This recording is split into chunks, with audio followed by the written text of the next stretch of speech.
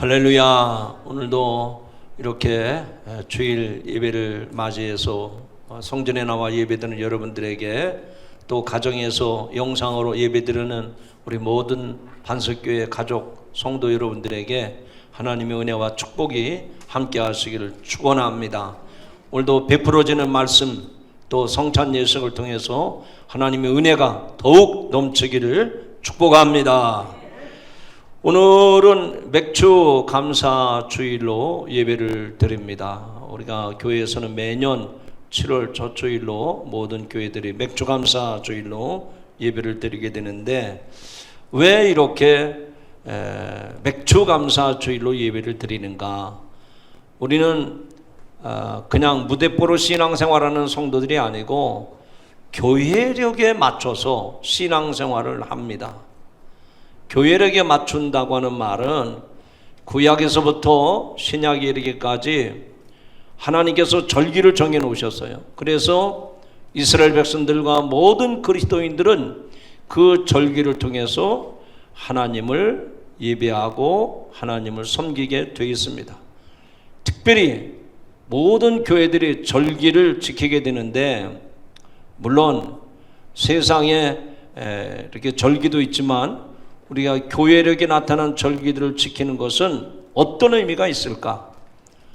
특별히 신약 성경을 통해서 보면 예수님이 이 땅에 오셔서 공생의 사역을 마치시고 십자가를 지시고 부활하시고 승천하신 그런 일련의 모든 사역의 모습들을 보면 이 절기와 관계가 있어요. 그래서 우리는 교회의 전통 가운데 하나가 구약시대부터, 또 예수님도 그의 삶을 통해서, 그의 사역을 통해서 절기를 지키셨기 때문에 우리는 이 절기를 지키면서 하나님 앞에 영광을 돌리게 되는 것입니다. 오늘 그 중에 맥주감사 주일로 예배를 드리는 가운데 하나님께서 여러분에게 주시는 큰 은혜가 깨달아지고, 그래서 그 은혜로 감사하는 오늘 맥주감사 주일이 되기를 주님의 이름으로 축원합니다.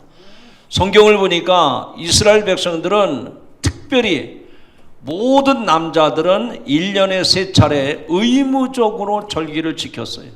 그 절기가 유월절, 질질절, 초막절입니다.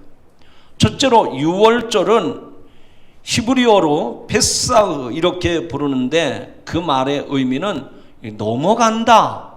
페사흐, 이게 넘어간다. 패싱, 영어로는 패싱이라고 그러죠. 지나간다, 넘어간다, 그런 의미가 있습니다. 출애굽 당시에 하나님은 애굽의 초태생을 모두 죽이셨지만 문설주의 피를 바른 이스라엘 집의 장자는 그 죽음을 면하게 하셨습니다. 그래서 다 재앙으로 장자들을 죽게 된 상황에서 문설주의 피를 바른 집은 하나님의 사자의 재앙이 그냥 넘어갔다는 거예요. 패싱, 그냥 패사흐, 넘어갔다는 것이죠. 그래서 이 유대인들은 의무적으로 이 유월절 절기를 지키게 되는 겁니다. 히브리력으로 아비월 14일 저녁, 그리고 7일간 무교병을 먹는 무교절로 이어집니다. 그리고 두 번째 절기는 77절을 지켰습니다. 77절은 유월절로부터 7주 후, 즉 50일 만에 지키는 절기인데, 이날 이스라엘 백성들은 수확한 밀과 보리의 그 첫 열매를 기념해서 하나님 앞에 감사를 드리는 제사였습니다. 그래서 첫 열매를 드렸다고 하는 것 때문에 초실절이다, 또는 맥주절이다, 이렇게 불렀던 겁니다. 그래서 우리도 그 초실절, 즉 77절, 이 맥주절 절기를 오늘 지키게 되는 것이죠. 세 번째 절기는 초막절입니다. 이 초막절은 수장절이라고도 부릅니다. 모든 곡식이 창고에 수장되어 있다고 하는 의미죠.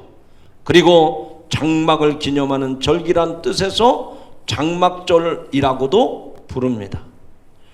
성경시대 유대인들은 이 초막절 마지막 날을 큰 구원의 날로 여겼기 때문에 모든 유대인들은 자기 집이 있지만 초막을 지어놓고 거기에서 하나님께서 우리에게 베푸신 구원의 은혜를 감사하는 절기로 지켰던 것입니다.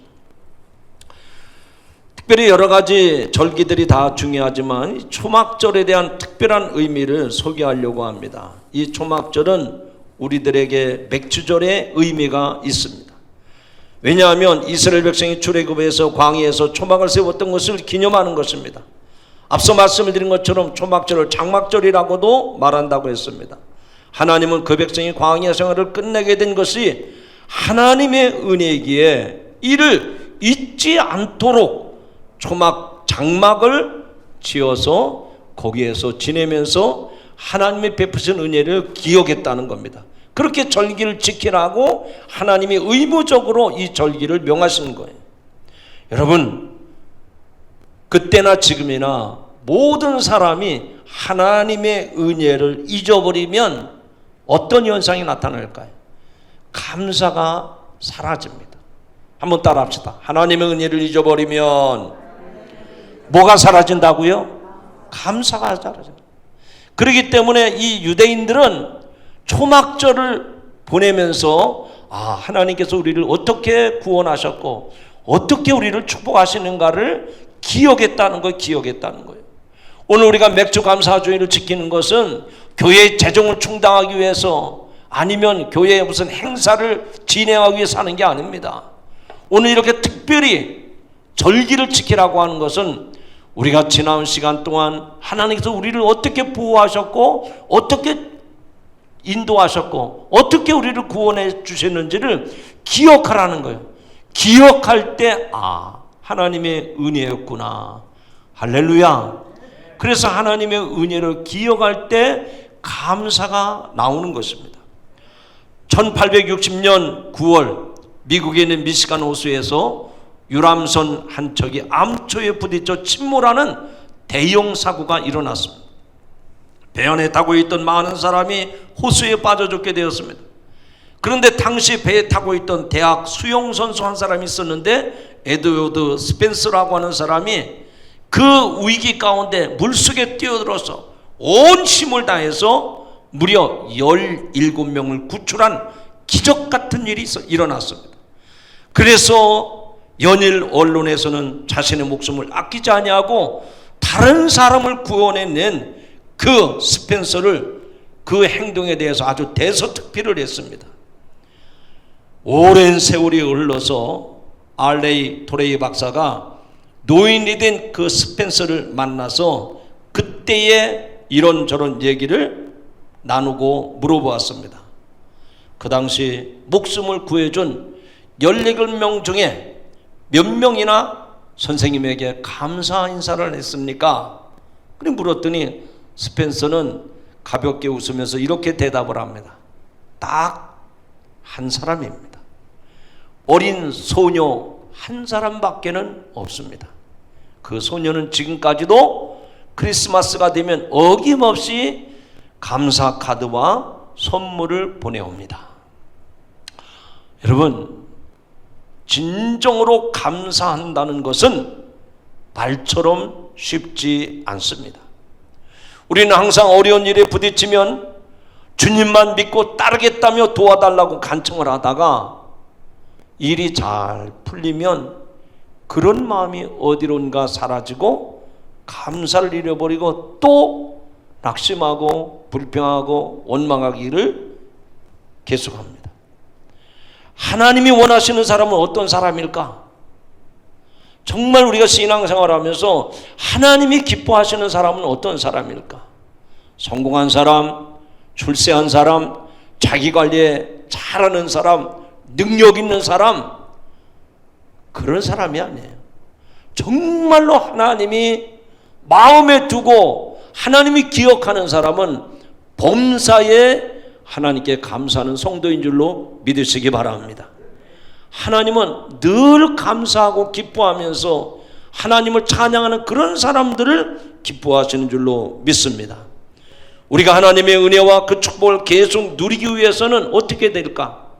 계속해서 감사. 어제도 감사, 오늘도 감사, 내일도 감사. 좋은 일이 있어도 감사, 힘든 일이 있어도 감사. 어떤 상황, 어떤 형편에 처하든지 늘 감사로 살아갈 수 있기를 주님의 이름으로 축원합니다. 범사에 감사하라. 이는 그리스도 예수 안에서 너희를 향하신, 나를 향하신 하나님의 뜻이라고 그랬어요. 하나님은 우리들이 원망하고 불평하고 낙심하고 그렇게 사는 것을 원치 않았어요. 늘 감사하고 늘 기뻐하고 그렇게 사는 것을 원하시는 줄로 믿으시기 바랍니다. 그래서 우리는 감사가 어떤 감사가 되어야 되는가? 여러분, 요즘에 대나무 숲에 가서 대나무 자라는 거 보셨어요? 대나무는요, 한번 자라기 시작하면 순이 나오자마자 멈추지 아니하고 쭉 자라 올라갑니다. 근데 신기한 거는 그렇게 대나무 순이 쭉 올라갈 때 비바람이 불면 휘청휘청하다가 꺾어지고 부러질 것 같은데요, 대나무가요 그렇게 순이 나와서 쭉 자라가는 동안에 저절로 자빠져서 부러지는 건 한 번도 없어요. 그런 대나무는 없습니다. 그러면 어떻게 그렇게 순이 길게 나와서 쭉 자라가는 대나무가 꺾이지 않고 부러지지 않고 어떻게 그렇게 크게 자랄 수가 있을까? 매듭이 있기 때문입니다. 매듭. 그 매듭마다 성장점이 있는 거예요. 그래서 하루에도 그 성장점으로 인해서 대나무가 부러지지 않냐고 쭉쭉 자라 올라가는 거죠. 여러분, 우리의 삶도 마찬가지입니다. 예수 믿고 하나님의 자녀로 살아가는 동안에 우리 하나님이 축복하심으로 말미암아 저와 여러분의 인생이 대나무가 순이 자라 올라가듯이 쭉쭉 자라 올라가기를 소원합니다. 그러기 위해서는 뭐가 필요하냐? 대나무에 매듭이 있듯이 우리는 그 인생의 고비 순간순간마다 감사하고 또 감사하고 또 감사하고. 할렐루야. 한번 옆 사람하고 서로 격려하며 인사합시다. 늘 감사하며 삽시다. 범사에 감사하며 삽시다. 좋아도 감사, 어려워도 감사. 할렐루야. 그렇게 마디마디를 감사하며 살면 대나무가 사람 키로 여러 길이 되듯이 우리의 인생도 아름답게 하나님의 비상하는 삶이 되리라 믿습니다. 혹시 여러분 이 세상을 살아가면서 어느 순간부터 나도 모르게 불평이 쏟아져 나오고 원망이 터지고 한숨이 나오고 그러지 않습니까? 왜 그랬을까요? 어느 때는 은혜가 충만하고 성령 충만하고 감사가 넘쳤는데 왜 감사가 없어졌느냐 말입니다. 왜 그렇게 낙심을 하고 왜 그렇게 원망이 나오느냐 말이에요. 다른 이유가 없어요. 내가 하나님의 은혜를 잊어버리는 그 순간부터 마귀는 내 마음속에서부터 감사를 뺏어가고 그 감사가 빠져나간 자리에다가 근심, 걱정, 염려, 괴로움을 갖다 주는 거예요. 여러분, 감사를 잃지 않기를 주님의 이름으로 축원합니다. 두 번째로 이 초막절의 의미는 시기적으로 한 해의 모든 곡물 추수를 마치고 지키는 절기였기 때문에 모든 수확을 마치게 하신 하나님의 은혜에 감사하는 절기가 이 초막절, 우리에게는 맥주감사절이 되는 겁니다. 곡물을 추수하고 저장 후에 지키기 때문에 수장절이라고도 말한다고 그랬죠. 그런데 이 초막절을 지킬 때 특별히 기억해야 될 게 있어요. 오늘 말씀 가운데 보면 14절의 말씀인데요, 절기를 지킬 때에는 너와 내 자녀와 노비와 내 성중에 거주하는 레위인과 객과 고아와 과부와 함께 즐거워하되 라고 말씀을 했습니다. 나 혼자 하나님 앞에 즐기는 이런 절기가 아니고 모든 사람들, 심지어는 노비, 레위인, 객과 고아와 과부와 함께 모든 사람이 함께 하나님 앞에 감사하라는 것입니다. 즉 이 말씀의 의미는 그 감사를, 그 즐거움을 공유하라는 거예요. 너 혼자만 감사하지 말고 가족과 함께, 모든 성도와 함께, 모든 이웃들과 함께, 특별히 힘들고 어려운 우리의 이웃들과 함께 하라는 말씀인 줄로 믿습니다. 여러분, 잔치 중에 잔치는 어떤 잔치가 최고 큰 잔치일까요? 그 성중에, 그 동네에 귀인들도 즐거워하지만 지나가는 나그네라든지 고아라든지 과부까지 다 잔치집에 가서 음식을 먹고 흥하게 올 때 그 잔치는 정말로 훌륭한 잔치입니다. 오늘 우리가 하나님 앞에 맥주감사주일로 예배를 드리는데, 오늘 이 맥주감사주일을 통해서 나만 하나님 앞에 감사하는 것이 아니라 우리의 가족과 함께, 또 힘들고 어려운 사람들과 함께 이 맥주감사절의 의미가 있어지기를 주님의 이름으로 축원합니다. 하나님의 은혜는 우리들에게만 주어진 은혜가 아니잖아요. 부한 사람에게도, 가난한 사람에게도, 배운 사람에게도, 배우지 못한 사람에게도, 건강한 사람에게도, 건강하지 못한 사람에게도 하나님의 은혜는 모든 사람에게 부어진 겁니다. 그렇기 때문에 이 감사의 절기는 특별한 사람들만의 절기가 되면 안 된단 말이죠. 우리 모두가 다 같이 손에 손을 잡고 입에 입을 모아서 하나님 앞에 감사하는 그런 참으로 풍성한 감사가 되기를 주님의 이름으로 축원합니다. 저 충청도 어느 동네에서는 추수감사절을 지키는데 참으로 이상한 추수감사절을 지킵니다. 대부분 추수감사절 하면 교인들끼리 모여서 그래서 햇곡식, 햇과일, 햇열매들을 갖다 놓고 쌓아놓고 나서 추수감사절을 지키는데, 그 교회는 교인보다도 믿지 않은 동네 사람들이 더 많이 추수감사절 예배를 지킨다는 거예요. 왜 그런가 알아봤더니, 농사 짓는 사람들은 아무리 내가 노력하고 아무리 수고해도 저 하나님이 하늘에서 때를 따라 비를 내려주시지 아니하면, 때를 따라 햇빛과 때를 따라 기온을 적당하게 허락해 주시지 않으면 아무리 수고해도 농작물의 소출을 거둘 수가 없다는 것을 알기 때문에 추수감사절 날은 믿지 않는 사람들도 교회에 나와서 다 예배에 참여하고 다 봉투를 내고 다 쌀가마를 가지고 와서 함께 예배를 드린다는 거예요. 여러분, 오늘 우리들의 감사는 우리들만의 잔치가 되면 안 됩니다. 우리들끼리 지키는 절기가 되면 안 된단 말이죠. 내가 기뻐할 때 그 감사는 전염력이 있어서, 전파력이 있어서 다른 사람들에게도 감사가 되는 거예요. 그래서 우리는 하나님의 은혜로 지금까지 살아왔구나.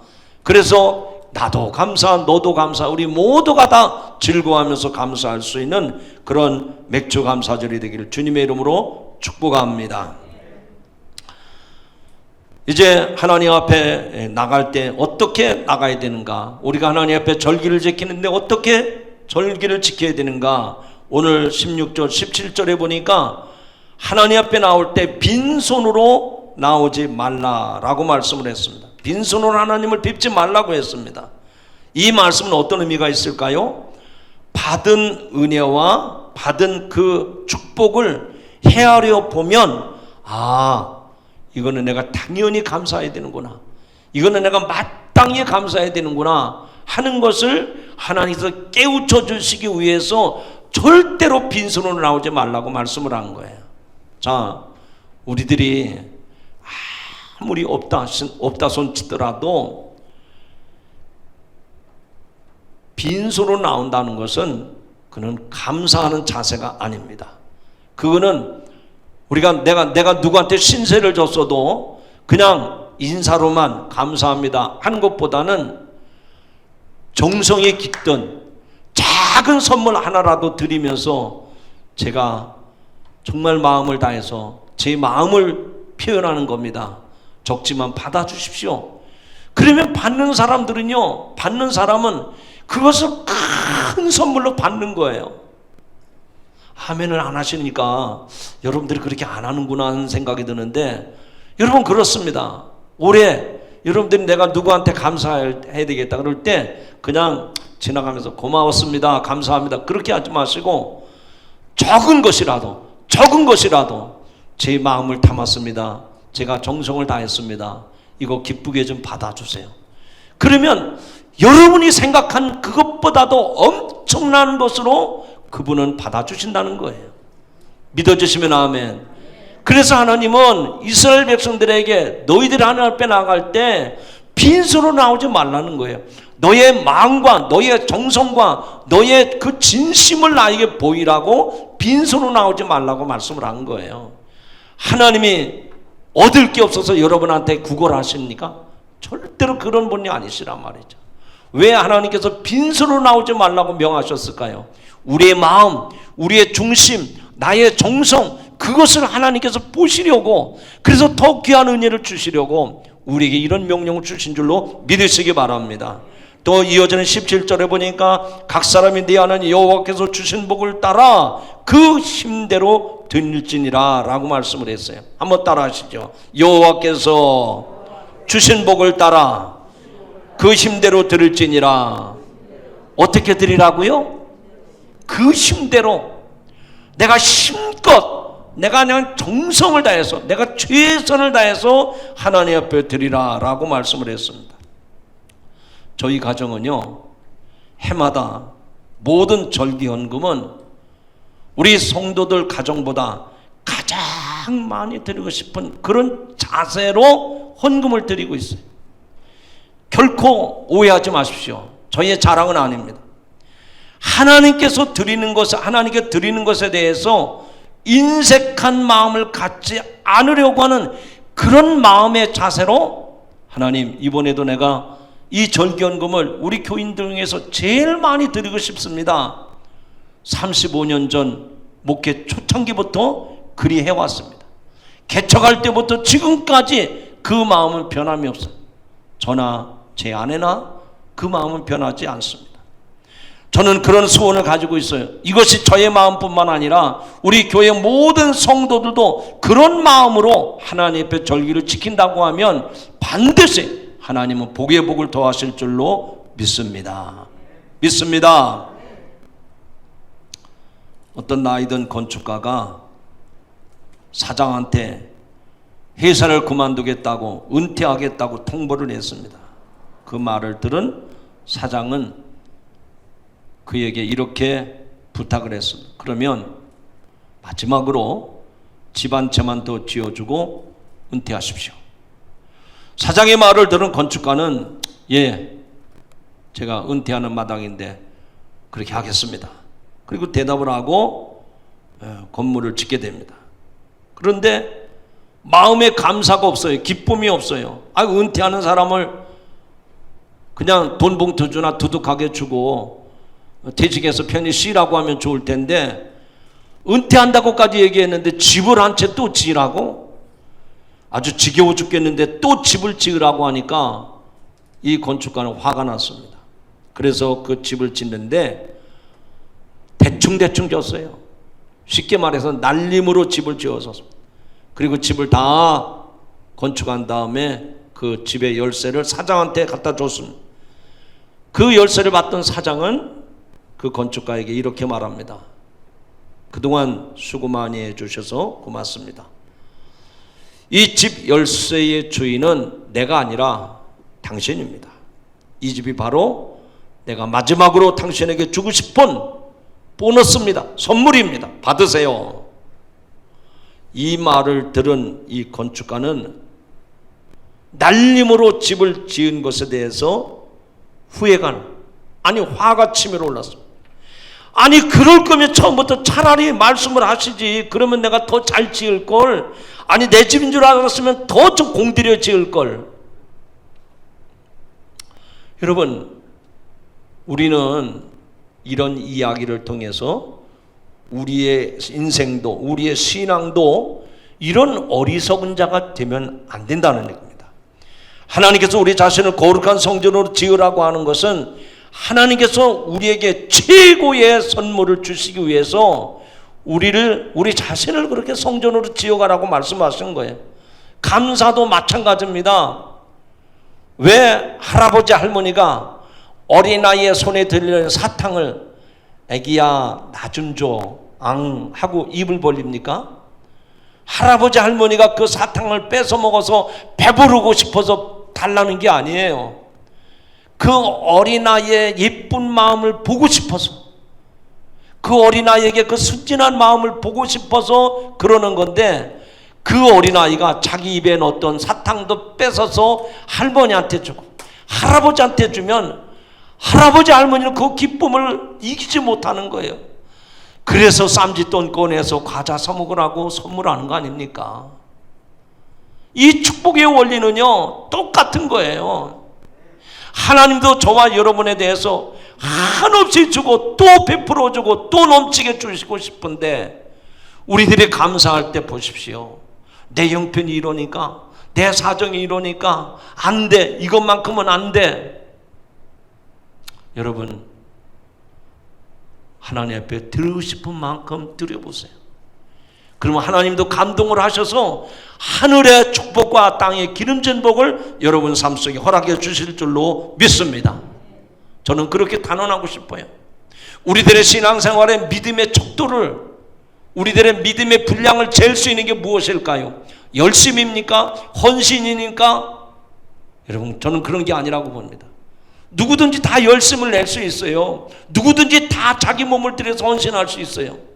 그러나 오늘 이 말씀의 주제와 같이 하나님 앞에 마음을 쏟아놓고 감사하는 사람은 그 감사의 모습을 통해서 그 사람의 믿음의 척도를 알 수 있다는 얘기입니다. 사랑하는 성도 여러분, 우리가 일평생 하나님의 받은 그 구원의 은혜를 생각하면 많이 빚어도 내 몸밖에 들을 것이 없어서 우리는 또 감사해야 될 줄로 믿습니다. 이런 감사가 여러분에게 임하기를 주님의 이름으로 축원합니다. 하나님은 모세를 통해서 우리가 축복받고 사는 비결을 오늘 이렇게 가르쳐 주셨습니다. 각 사람이 네 하나님 여호와께서 주신 복을 따라 그 힘대로 드릴지니라. 하나님께서 주신 복을 따라 그 힘대로 드리라고 했습니다. 감사 예물을 드릴 때마다 인색한 마음이 든다든지, 아니면 아까운 마음이 든다든지, 또 어떤 이기적인 생각이 있다고 하면 그 예물은 하나님이 연락받지 않을 것입니다. 오늘 내가 복을 받는 비결은 여호와께서 주신 복을 따라 힘대로 드리는 우리 복된 성도 여러분들이 되시길 주님의 이름으로 축원합니다. 특별히 오늘 지키는 이 맥주절은 밀과 보리의 첫 수확을 거두게 하신 의미도 있지만, 영적으로 해석하면 오순절 성령 강림을 통해서 초대교회 성도들은 그 성령 충만 받음으로 말미암아 환난과 핍박 앞에서도 두려워하지 아니하고 그들의 믿음이 성숙하고 성장해 갔습니다. 오늘 이 맥주감사절은 저는 그런 의미가 있다고 보는 거예요. 오순절 성령 강림이 우리에게 임해서 그 성령의 역사하심으로 말미암아 시기적으로는 덥고 무덥고 힘든 때지만 보혜사 성령께서 나를 지켜주시고 나를 도우시고 인도하심으로 말미암아 내 믿음의 삶이 성숙해가는 거예요. 영그러가는 거예요. 여러분, 지금 이게 논밭에 자라는 농작물들을 보십시오. 지금 한여름에 이 농작물들이 포도 송이가 영그러갑니다. 옥수수가 아주 탐스럽게 영그러갑니다. 과수원마다 복숭아, 사과, 배 지금 아주 잘 영그러가고 있어요. 그것처럼 오순절 성령 강림의 역사가 우리 안에 임하면 나도 모르는 가운데 성령의 역사하신 가운데 내 믿음이 성장하고 성숙해가고 하나님이 보실 때 합당한 알곡으로 영그러가는 줄로 믿으시기를 바랍니다.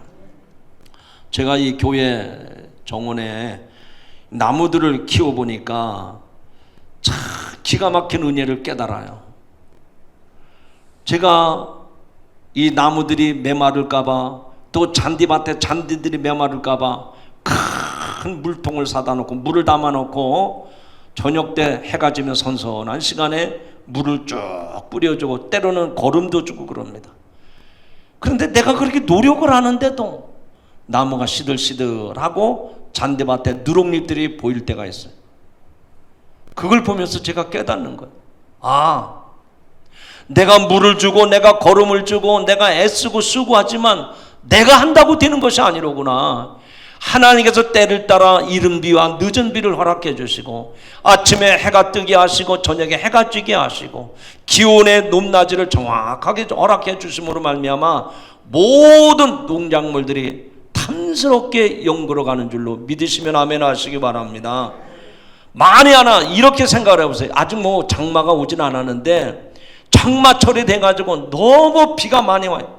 강수량이 뭐 매일 100mm 이상이 넘어간다고 생각해보세요.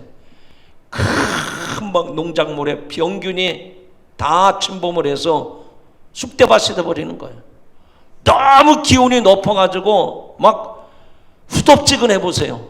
그러면 또 병균이 다, 여러분 고추농사 짓는 사람들은 병균 때문에 두려워하잖아요. 그러니까 하나님께서 오늘 우리들의 삶 속에서 이렇게 적당하게 비도 주시고 기온도 적당하게 하시고 일조량도 적당하게 허락해 주셔서 우리들이 지금까지 그 은혜 가운데 살아온 줄로 믿습니다. 여러분, 이런 일기나 어떤 우리의 삶의 모든 모습들을 봐도 하나님이 이렇게 우리들을 돌보시는구나. 그럴 때 감사가 나오는 거예요. 여러분, 이런 농작물들도 하나님이 이렇게 입히시고 이렇게 키우시는데 하물며 하나님의 형상대로 지음받은 저와 여러분이겠습니까? 지금까지도 하나님이 우리가 알지 못하는 가운데 그런 은혜를 베풀어 주셨기 때문에 지금도 그 은혜 가운데 사는 거예요. 그러므로 여러분의 마음속에 하나님의 은혜가 내게 너무나도 귀하구나, 그 은혜에 깨달아지고 그 은혜에 감사할 수 있는 여러분들이 되기를 주님의 이름으로 축원합니다. 시편 50편 23절에 감사로 제사를 드리는 자가 하나님을 영화롭게 하나니 그 행위를 옳게 하는 자에게 내가 하나님의 구원을 보이리라 그랬어요. 여러분, 감사로 제사 드리는 자, 하나님을 영화롭게 한다고 했으니 여러분의 삶에 늘 감사가 넘쳐나기를 축복합니다. 감사도 보면, 가만히 생각해 보면 다 똑같은 게 아닌 것 같아요. 감사도요, 여러 가지 감사가 있습니다. 많은 시간 여러 가지를 설명을 해야 되는데 딱 세 가지만 잘라서 말씀을 드릴게요. 첫 번째는 만약에 감사가 있어. 무슨 감사라고요? 만약에, 하나님, 만약에 이런 감사. 뭔 감사한 거냐? 하나님, 만약에 제가 이런 요구가 있는데 이것 좀 들어주시면 내가 감사하겠습니다. 조건부적인 감사입니다. 하나님, 건강을 좀 회복시켜 주세요. 하나님, 이번에 아들 좀 대학 좀 합격시켜 주세요. 하나님, 이번에 좀 승진 좀 하게 해주세요. 그럼 제가 감사하겠습니다. 여러분, 이것도 감사는 감사한데 조건부적인 감사예요. 내가 이렇게 하나님 해주시면 감사하겠습니다 하는, 아주 감사는 감사한데 좀 수준 미달되는 그런 감사입니다. 이 감사는 순간적이고 이례적인 감사입니다. 감사는 감사하지만 진정한 감사가 아니에요. 진정한 감사가 아니에요. 평생 만족하지 못하는 감사가 이 감사입니다. 두 번째 감사는요, 때문에 하는 감사입니다. 따라합시다. 때문에 감사. 이건 뭔가 아니요, 하나님, 내가 이것 때문에 감사합니다. 나는 이것을 누리고 있기 때문에 감사합니다. 여러분, 가만히 생각해 보세요. 내가 지금 건강을 누리고 있잖아요. 그래서 하나님, 건강 지켜주셔서 감사합니다. 하나님, 내가 이렇게 편안한 집에서 살게 해주신 것 감사합니다. 하나님, 오늘도 주일을 맞이해서 이렇게 건강한 모습으로 교회 나오게 해주셔서 감사합니다. 내가 이런 직장에서 일하게 하시니 감사합니다. 이런 때문에라고 하는, 조건 때문에, 어떤 조건 때문에 하는 감사가 있습니다. 여러분, 이것도 생각해 보면 참 감사할 일이 많아요. 여러분, 우리가 생각을 못해서 그렇지 한번 이 시간 생각을 해보세요. 내가 감사할 이유를 찾아보세요. 지금 이 자리에 앉아서 숨 쉬는 것도 감사한 일인 줄로 믿습니다. 마스크를 썼기 때문에 오늘도 장로님이 목사님 마스크 좀 바꿔주세요. 왜 그래요? 그랬더니 이 공기가 잘 통하질 않아서 갑갑해 죽겠다는 거예요. 그것도 감사하세요. 병원에 가면 산소 마스크 쓰고 누워 계신 분도 계세요. 여러분, 두 다리로 걸어서 지금 교회에 나온 것도 감사해요. 여러분의 입을 열어서 하나님의 성을 찬송할 수 있는 것도 감사해요. 이 자리에 나오고 싶어도 나오지 못하는 안타까운 성도들도 있습니다. 그러므로 우리가 생각해 보면 감사할 일이 한두 가지가 아니에요. 여러분, 모든 일로 하나님 앞에 감사하는 성도 여러분들이 있으기를 주님의 이름으로 축원합니다. 그런데 진짜 감사는 첫 번째 조건, 첫 번째 감사, 두 번째 감사가 아니라 3차원의 감사합니다. 이건 불구하고 감사합니다. 저요, 이런 일이 있음에도 불구하고 하는 감사합니다. 만약에 이거 해주시면 그런 감사도 아니고 뭐뭐 해주시기 때문에 하는 감사도 아닙니다. 감사할 조건이 없음에도 그럼에도 불구하고 하는 감사죠. 하박국서에 나오는 3차원의 감사입니다. 비록 무화과나무가 무성하지 못하며 포도나무에 열매가 없으며 감람나무에 소출이 없으며 밭에 식물이 없으며 우리의 양이 없으며 외양간에 송아지가 없을지라도 나는 여호와로 인하여 즐거워하며 나의 구원의 하나님을 인하여 기뻐하리로다. 할렐루야. 어려워도 힘들어도 비록 손해가 나도 나는 감사합니다. 나는 감사합니다. 우리 말 가운데 배은망덕이라는 말이 있잖아요. 은혜를 잊고 도리어 배반한다는 뜻입니다. 사람과 사람 사이에서 배은망덕한 것도 문제지만 시마다 때마다 베푸시는 하나님의 은혜를 잊어버리는 이 배은망덕한 나 자신을 돌아봐야 됩니다. 어떤 성과에 대해 내가 열심히 했으니까, 내가 그만큼 노력을 했으니까 이런 식으로 생각하고 넘어가는 것은 하나님의 은혜를 저버리는 배은망덕한 사람입니다. 하나님의 은혜가 아니면 내가 오늘 이 자리에 설 수가 없습니다. 내가 지금도 그 하나님의 축복을 누릴 수가 없는 것입니다. 특별히 나 같은 죄인을 값없이 베풀어 주신 구원의 은혜를 통해서 하나님의 자녀가 되었고 우리로 하여금 하나님의 영광을 노래하게 된 줄로 믿습니다. 오늘 이 말씀을 드리면서 내가 하나님 옆에 맥주감사 주일을 맞이해서 하나님 옆에 감사할 일이 무엇일까? 여러분, 우리가 이렇게 해주시면 감사하겠습니다. 이렇기 때문에 내가 감사합니다. 그런 1차원, 2차원의 감사가 아니라 우리는 3차원의 감사. 정말 이런 조건에도 불구하고 제가 감사를 드립니다. 그런 마음이 여러분에게 있으셔서 감사로 제사드리는, 하나님 영화롭게 하는 우리 복된 성도들이 되기를 주님의 이름으로 축원합니다. 하나님 감사합니다. 오늘 맥주감사주일을 맞이해서 우리가 하나님 옆에 감사해야 되는 이유를 오늘도 말씀을 통해서 깨닫게 하시니 감사합니다. 주님, 우리들의 삶 속에서 원망, 불평, 낙심 사라지게 하시고 하나님 앞에 기뻐하며 감사하며 살아갈 수 있도록 은혜 위에 은혜를 더하여 주시옵소서. 감사하는 자가 하나님을 영화롭게 한다고 했사오니 우리가 감사로 하나님 앞에 영광을 돌리게 하여 주옵소서. 예수님의 이름으로 축복하고 기도하옵나이다. 아멘.